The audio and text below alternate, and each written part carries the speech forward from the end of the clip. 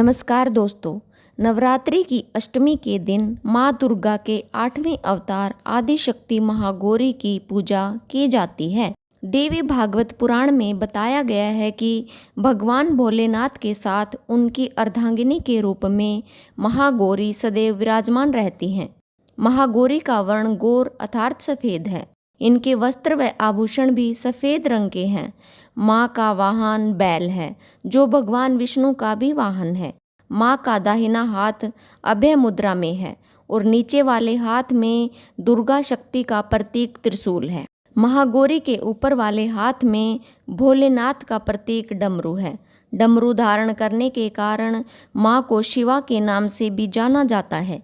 माँ का नीचे वाला हाथ अपने भक्तों को अभय देता हुआ वर मुद्रा में है और माता शांत मुद्रा में दिखाई देती है।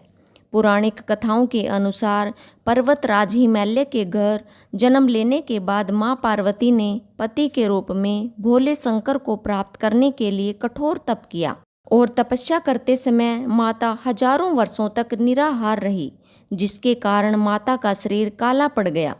वहीं माता की कठोर तपस्या से प्रसन्न होकर भोलेनाथ ने माता पार्वती को पत्नी के रूप में स्वीकार कर लिया और माता के शरीर को गंगा के पवित्र जल से धोकर अत्यंत कांतिमय बना दिया।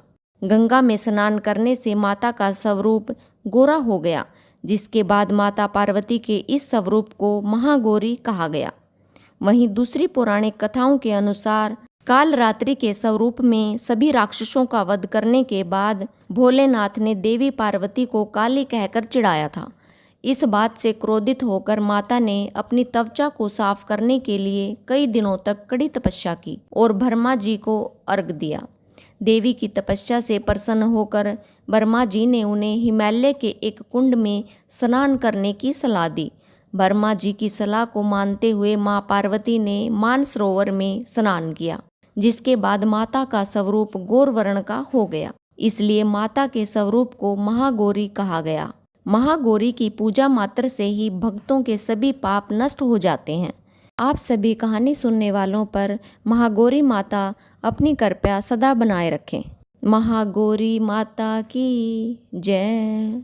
आपका दिन शुभ हो।